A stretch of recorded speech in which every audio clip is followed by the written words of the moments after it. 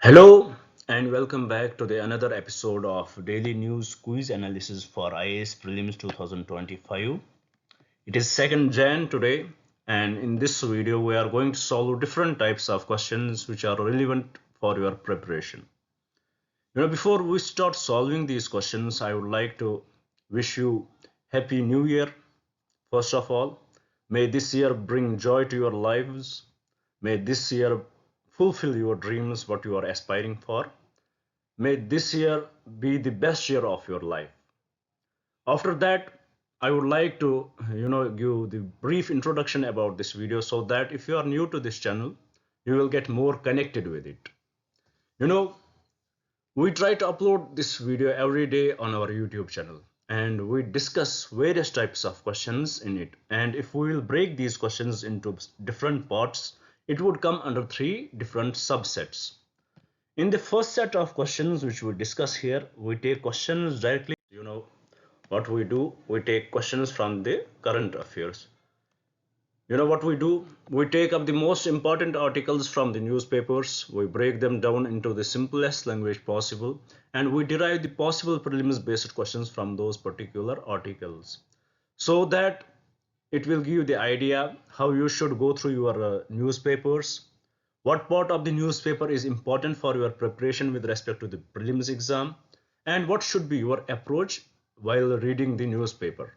And also it will give you the idea that how a UPSC faculty can frame a question from that particular article. So this is what we discuss in the first part of our discussion. This is how we solve these questions. This is where from we get these questions in our first part. After solving questions with respect to the current affairs, we shift our where we solve questions static part from the static topics. You know what we do? We take up the important static topics, and we had started with Indian polity. Right now we are discussing fundamental duties. So today what will we do? We will take a small article from fundamental duties, we will discuss them and derive a prelims based questions from that. If you would have read the fundamental duties, it comes under article 51A, very discrete, very simple, and very discrete in nature. But UPSC can even ask a question from those discrete topics in article 51A. They can frame a separate questions from that. So this is how we prepare you here. We will frame a question from those particular discrete topics and give you idea how UPSC can frame a question on that and how much you should be prepared before the exam. So this is what we do in the another part of discussion. In the first part of our discussion, we discuss questions with respect to current affairs. In the second part, we discuss questions from the static topics. After solving these questions with respect to the current affairs and static topics, we shift our approach towards the last part of our discussion, where we directly take up questions. What we do, we take up few previous year questions. We break them down. We try to understand what is the vocabulary used by UPSC. We try to understand the trends used by UPSC, and also we try to understand, for example, if we don't have the particular knowledge with respect to any particular question, how still we can solve those questions with elimination methods. And also we try to understand how we can implement that knowledge from previous year questions in the upcoming exam. So this is what we do in the third part of our discussion, and this is in nutshell what we are going to do in this video. Now before we will start solving these questions, I would like to request you guys few things which I believe if you will follow those steps, it will definitely help you in clearing your exam. And that is, if you are preparing for if you are preparing for prelims 2025, which we are left with only 4 to 5 months, and what you have to do, you will do one thing which I believe if you will do, you will definitely crack the exam. That is, every day you will start noting down these questions, develop your own question bank. When your exams would be near, I'm talking about the month of May, around that, in the month of May usually we have prelims exam. At that time, you your anxiety level increases. You want to go through everything. You want to go through CSAT, you want to go through this static part, you want to go through the current affairs, but the time does not permit. At that time does not permit you because you are left with limited days. So what would you do to go through these three important things which you have to go through? I mean, what will you do for clearing, for revising current affairs, for revising static part, and going. If you have these questions with you at that time, you would just revise these questions. These questions would definitely connect you with the current affairs. They will connect you with the static part. They will connect you with the previous year questions, and definitely they are going to boost your confidence. And who knows, as we are taking, as I already discussed about my sources, and it is the same source which UPSC is going to use for framing your paper. Who knows, many questions can coincide. Guys, we are doing it from last 6 months now, and we are left with 4 months.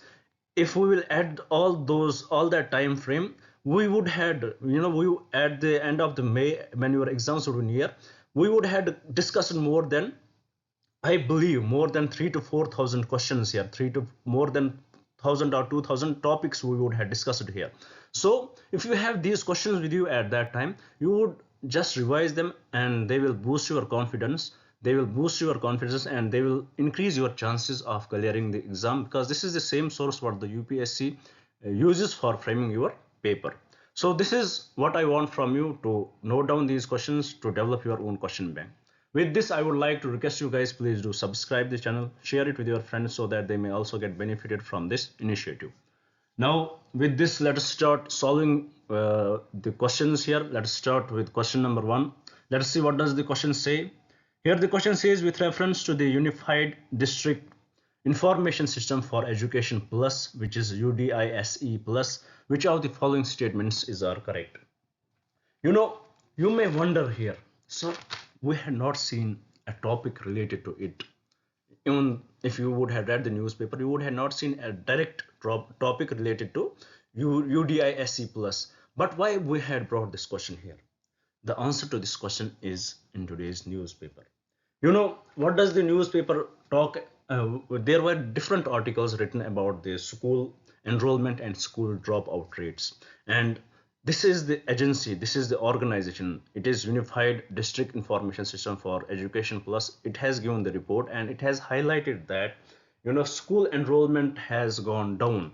The school enrollment, the enrollment which used to be before 2023, it has gone down to the highest levels. It has the school enrollment has reduced to at least 1 crore students. This enrollment which used to be in the schools, it has reduced to the highest levels. This is what this report had highlighted. And what are the states which are affected more by it?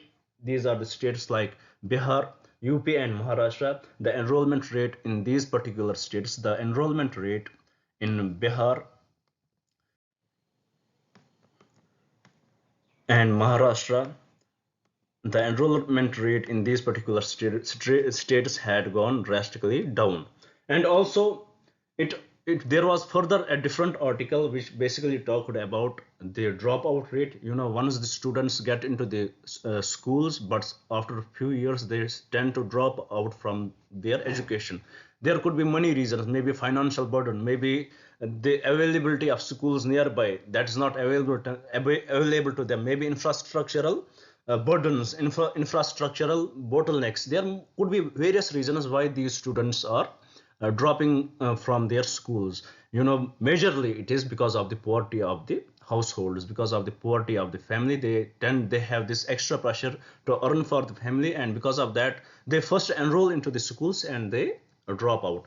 And with respect to the dropout, there was another article in the newspaper which basically talked about the dropout rate has increased in states like Bihar and Assam. So it basically talked about two major issues. First, the enrollment rate, which used to be 26 crore, it has dropped out to 24.8 crore. And also the dropout rate, once the students enter into the school and do not complete the education, but after some time they drop out from the school. It has also reduced in the states like Bihar, and Assam, which has the highest dropout rate.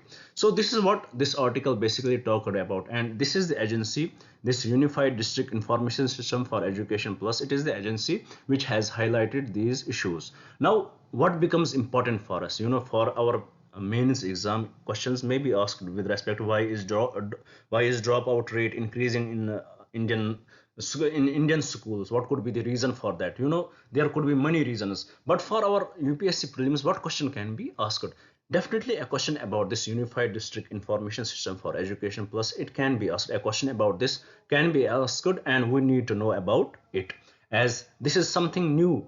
Many students would never had heard about this organization, this system. So let's get to know about this through this question and complete our first topic.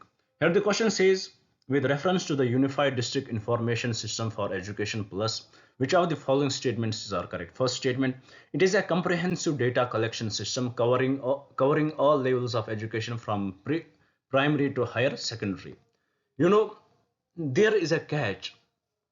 First of all, it says covering all levels of education. So this statement, covering all levels of education, from if this question it was up to this only, it is a comprehensive data collection system covering all levels of education, then it would have been incorrect. But it is added with, it is supplemented with the another statement, from pre-primary to higher secondary. So from pre-primary to higher secondary, this all levels include from pre-primary to higher secondary, then this statement gets correct. So first statement about this question, it is a comprehensive data collection system covering all levels of education from pre-primary to higher secondary. This is 100% correct. It covers, it collects data, covering education, education, all levels of education from pre-primary to higher secondary. It does not include higher studies, so it does not include college or universities. So this is, it is scope, this is the scope of Unified District Information System for Education Plus. So first statement is correct. Coming to the second statement, it collects data on various parameters including school infrastructure, student enrollment, teacher profiles, and learning outcomes. 100% correct. This is why they had given this their report, which talked about how the dropout rate has increased in particular states, and also it talked about how enrollment rate has decreased in India overall. So this statement is also correct. Nothing wrong with the statement too. Then the third statement, it is managed by Ministry of Education and is used for planning and monitoring educational interventions. This is also 100% correct. It is definitely managed by Ministry of Education. But with respect to third statement, I will give you a technique. Whenever, most of the times, whenever in your UPSC exam, when a question is related to the ministry, often 70% of the times or 80% of the times that statement is incorrect. But here we know that it is the Ministry of Education, but most of the times, whenever in the exam, in your UPSC exam, in your IS exam, in your IS prelims exam, whenever the question is about the ministry, 80% of the times that statement is incorrect. So you need to know about that. For example, such question as we had, this model question has been framed, and they will give you an option with the respect to its management. It is managed by Ministry of something. So most of the times this statement is incorrect, but with respect to this question, it is correct. So why I gave this hint to you, because sometimes we may not be knowing about the topic, and here if we will know that, for example, if there was some another ministry mentioned, if we know that such statements are incorrect, we could have easily eliminated three options here. But here, with respect to this question, it is correct. So we don't need to eliminate any statement here. So with respect to this question, all the three statements are correct. I hope you had understood this trend, you had understood this method, and also you had understood the context of this question and also the question itself. Now with this, let's try to recap. What did we learn from this question itself? We learned that the dropout rate is increasing in states like Assam, Bihar, and other states, also states like Karnataka and Rajasthan. The dropout rate is also increasing there, but the major mention was about Assam and Bihar. And also the enrollment rate, it has been decreasing in states like Bihar, UP, and Maharashtra. It has decreased to the highest levels. So this is what this is the context of this article, and which is the authority, which is the system which has got this report out. It is the Unified District Information System for Education. It is managed by the Ministry of Education. And what are the parameters? We discussed the parameters associated with it in the statement second, and also we saw what is its scope. It collects it collects data related to all levels of education from primary to higher secondary. So this is all we learned from this question. And also we learned a different method. That is, most of the times when in any option, a question framed like this model and there is an option about the ministry, most of the times that option is incorrect, but here I had framed it correctly, so don't worry about that. With this, let's move to the another question and try to solve that. Here the question, it is about the here let's see what does the question say. Which of the following are potential sources of contributing to excess nitrate level in groundwater? So here the discussion was about excess nitrate found in groundwater in 490 districts in India. You know, the article, it talked about that excessive nitrate levels are found in the groundwater in 490 districts in India, and because of that, you know, it could lead to various health issues. When that much nitrate level is present in the groundwater, it could definitely lead to many health issues. For example, we have blue baby syndrome in children, we have prostate cancer in men, and different other diseases.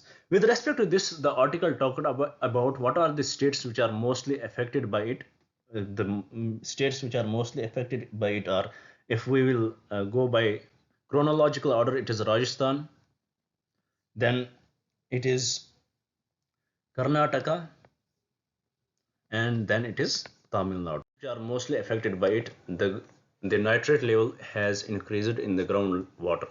And this article also talked about what are the reasons that these nitrate levels are increasing. The major reason the article basically elaborated was about the excessive use of fertilizers by the farmers in India. You know, the excessive use of fertilizers which the farmers are using in India, that has led to the major reason which this article basically talked about. The rise of nitrate level in groundwater is because of the excessive use of nitrogenous fertilizers in agriculture.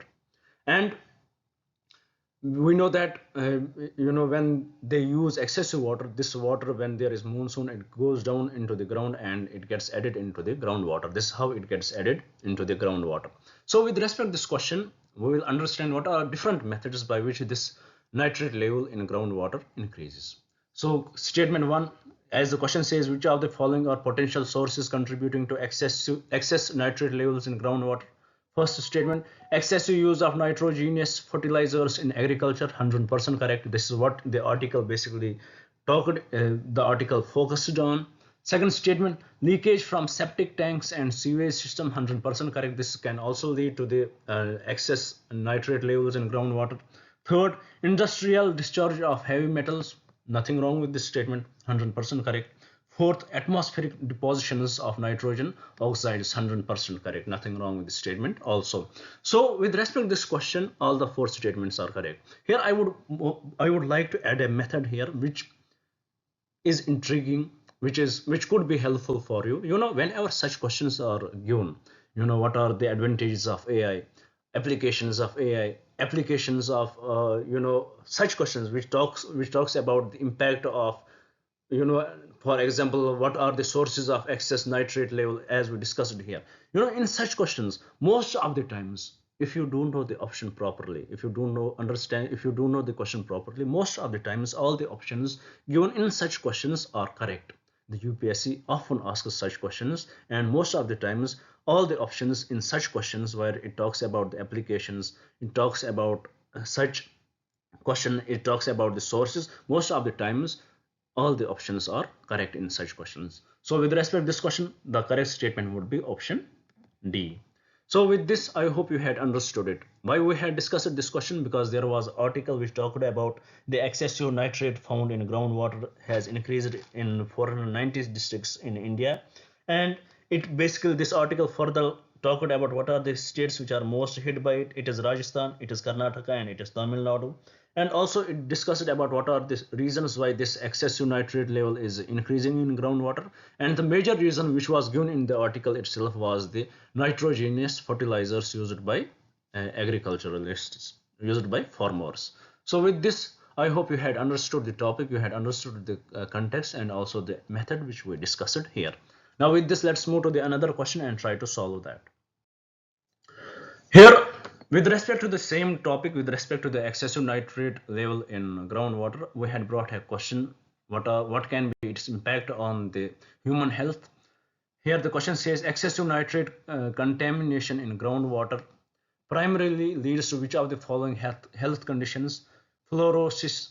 It is the a disease. It is disease associated with teeth. It is totally incorrect because it is because of the fluoride. Excessive fluoride in groundwater or anywhere. Then second option, Minamata disease, totally incorrect because it is because of the mercury pollution. Fourth, Itai disease, also incorrect.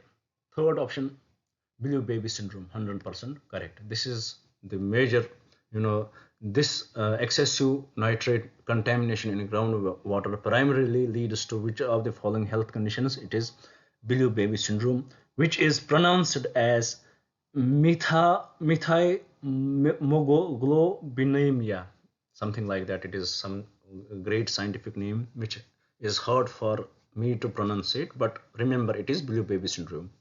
And with this, let's move to the another topic and another question. Let us see what does the question talk.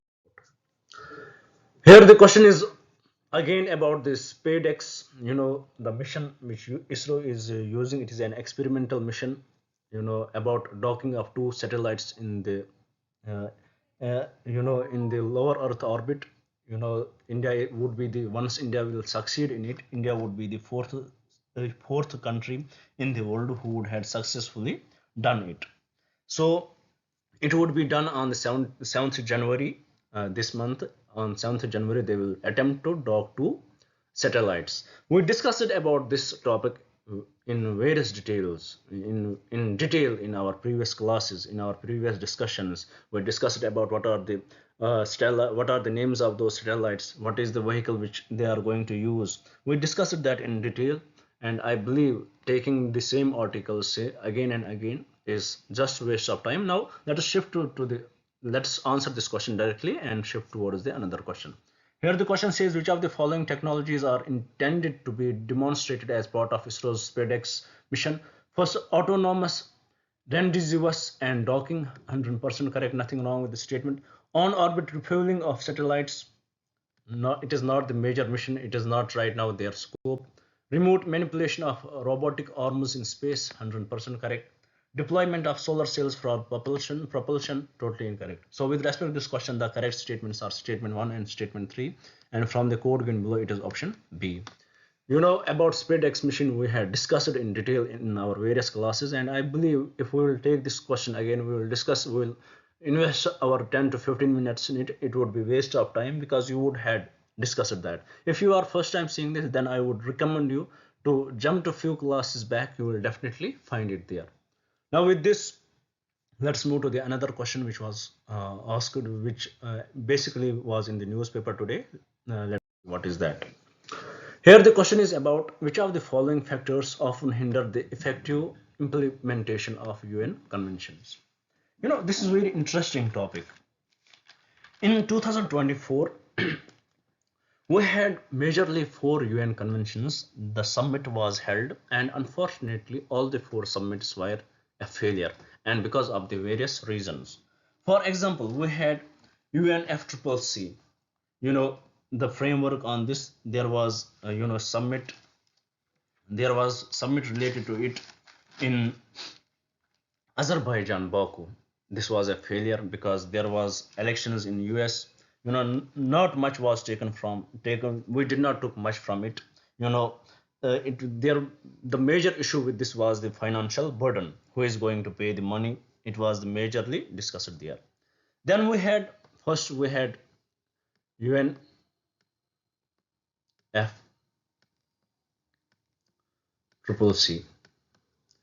It was a failure in Baku.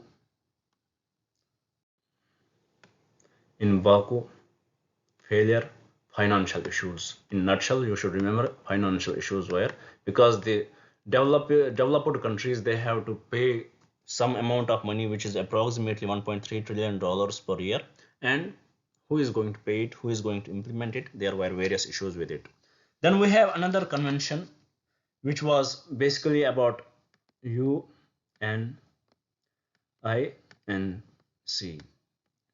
It is fifth convention, we can say, in South Korea.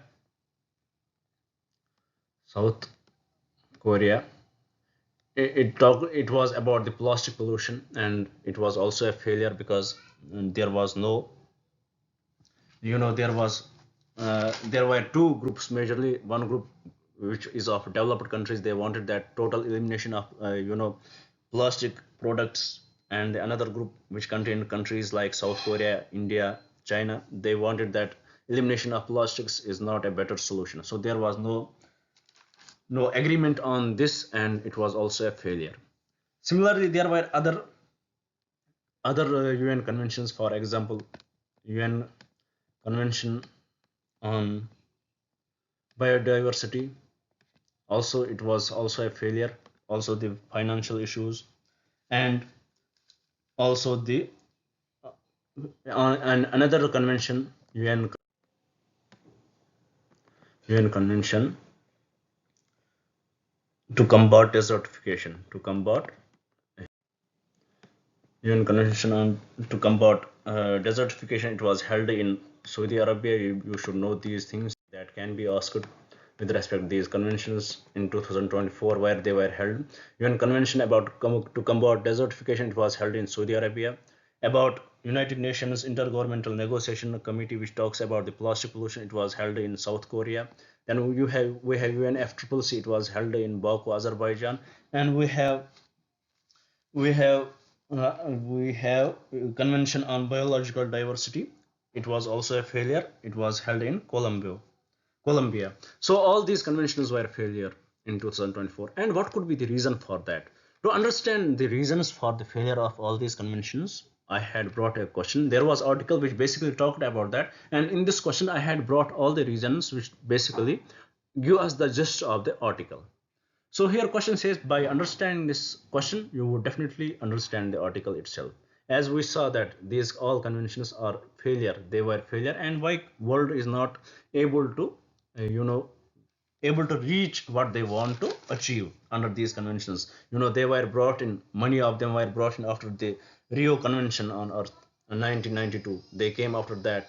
The main purpose was to combat desertification, to reduce the climate change, to reduce the impact on climate, to reduce the temperature, global warming. But why still the world is not able to achieve that?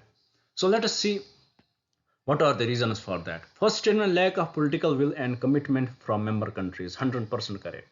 There is definitely lack of political will and commitment from the member countries. If we will talk about the climate change and its issues, we have to blame the developed nations. They are doing this from in fact, they are doing it from very long. They had started it, if we will, they had achieved this industrialization in 1850s or before that. They are doing this from it, and they had achieved the economical growth which they are enjoying right now because of the excessive use of these these fossil fuels, which are the lead reason for the global warming right now. So to whom we should blame now? It is not that every country will will every country's approach would be same.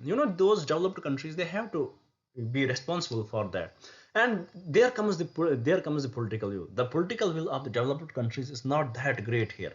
They are way much interested in their own in their own issues which they arise in their countries. Why would US, why would they give $1 trillion to other countries to combat for their development, for the environmental protection? Why would they give? There are various reasons about that. There is definitely the lack of political will. So this is one of the reason. Second, insufficient financial resources and technical capacity in developing countries. 100% correct. The developing countries, they don't have that resources. They don't have those financial resources, and they depend on the developed countries. And to be honest here, it is the responsibility of the developed countries to contribute in it. And once they are dependent on developed countries, and developed countries are not willing to pay you, then what can they do? What can India do? We don't have that much resources that we can combat desertification, we can work on climate change. Our own people are suffering from hunger. Would it be better for India to invest money on climate change, or it would be better for India to invest money on welfare of the people? Definitely on the welfare of the people right now, because that is the major concern, that is the political crisis. So why would countries like India, countries like, which are very least developed or developing, they don't have those financial resources? It is definitely the duty of the developed countries, but developed countries are not politically willing to pay us. So this is also the correct statement with respect to this. Then the third statement, it says conflicting national interests and priorities among member states. 100% correct. There are conflicting national interests. For example, we talked about there is a divide. There is a divide on the basis of development. Developed countries, they had done it. They had achieved the goal. And developing countries, why would they not do that? What is the reason they would not do it? Why would they follow the development? Why would they follow everything what the developed country is doing, telling them? That developed country would, they will say that you have to stop it. They had themselves used it for years now. They had used it from centuries now. So we want to achieve that growth, and fossil fuels are the basic, it is the basis for achieving that growth. And there is definitely the lack of political will, there is definitely the lack of national interests. We have our own national interests. We cannot achieve net zero by 2030. We have our usage of, we do need fossil fuels right now. China do needs fossil fuels right now. So there is definitely the conflict between national interests and priorities among member nations, and that is also the reason that these conventions are not that effective. Then the fourth statement given here, weak enforcement mechanisms and lack of accountability. 100% correct. There is really weak enforcement mechanisms and lack of accountability. That is also the reason why we had not achieved the goals which we dream of achieving through these mechanisms, through these conventions. So with respect to this question, all the four statements are correct. And by understanding these statements, I hope you had understood what are the reasons why in 2024 all the four conventions related to climate change, whether it would be desertification, whether it would be controlling plastic pollution, whether it would be related to biodiversity, all the four conventions were a failure. So because majorly it is because of these reasons. So with this, you know we almost completed our discussion with respect to current affairs. Now we are left with another question which is basically related to this topic itself. Now let us see what that question is.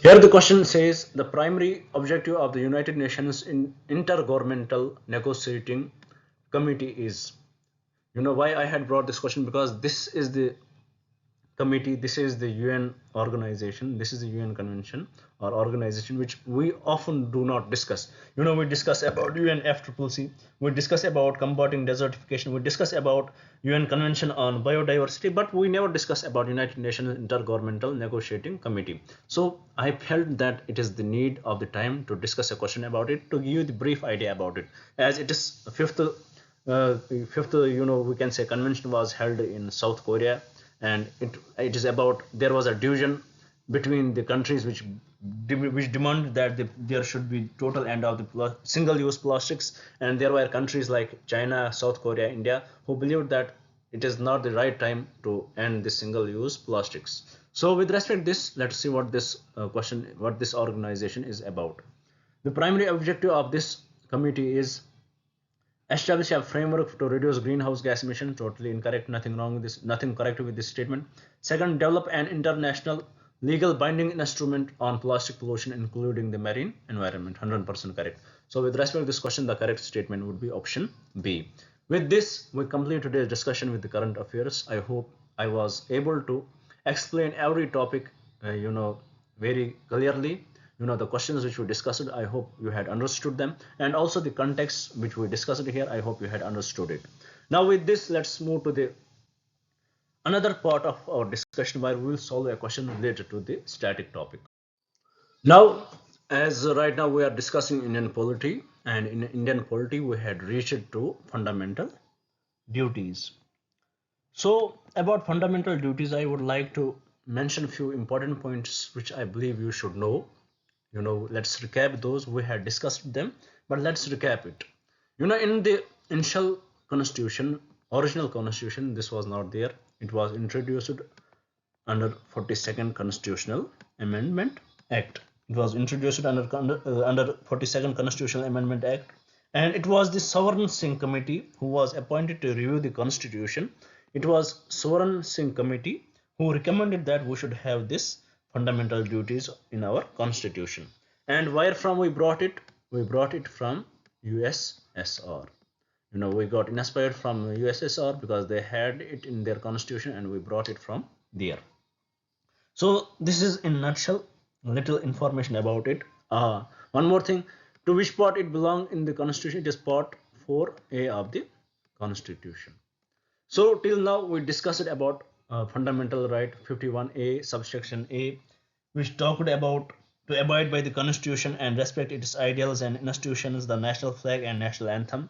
Then constitution, then article 51A subsection B, which talked about to cherish and follow the noble ideals which inspired our national struggle for freedom.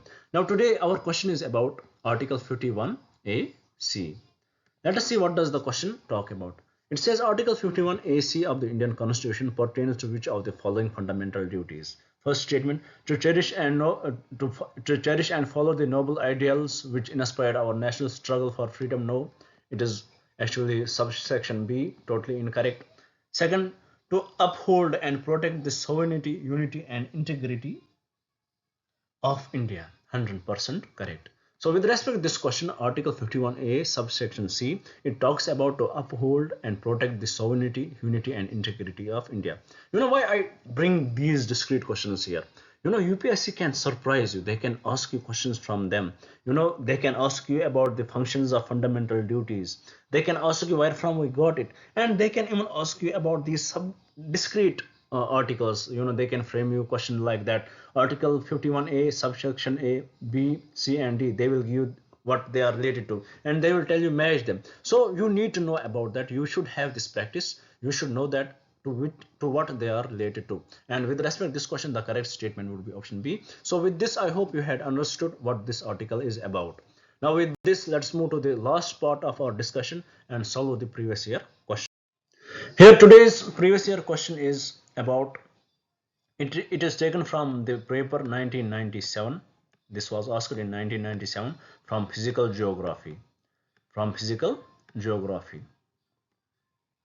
So let us see what does the question say. It says the group of small pieces of rock revolving around the sun between the orbits of Mars and Jupiter. Suppose this is Mercury, this is Venus, this is Earth, this is Mercury, Venus, Earth, Mars, and this is Jupiter. So the group of small pieces of rocks revolving around the sun. This is sun here, and they revolve in their orbits. Suppose this is the little diagram about it, so that you will understand that. And this is for Jupiter. So this belt, the small pieces of rock, they are found here. These rocks are found here. And it says the group of the group of small pieces of rocks revolving around the sun between the orbits of Mars and Jupiter are called, what are they called? It is the asteroid belt. It is option D, they are called asteroids. So with respect to this question, I hope you had understood it. It's very basic question, very basic, this very factual, which you have to go through your books. When we will take up geography, we will definitely discuss these important concepts, but here you need to remember that it is asteroids. This question was asked in 1997. What is the reason of discussion this today? Because it gives us the idea how far the UPSC can go, where UPSC can go, where from they can take the questions. So we need to know about these planets. We need to know about something about them. We need to know about their rotation. We need to know about sun. We need to know about the rays coming from the sun. We need to know about the meteors. We need to know about all that stuff. So that is the reason we had brought this question here. Now with this, we complete today's discussion. I hope you would have liked the video. I hope you would share it with your friends, and I definitely hope you would subscribe the channel. So thank you for staying with me. Thank you very much. Have a nice day. Have a best year. I hope you fulfill your dreams in this year. Thank you very much again.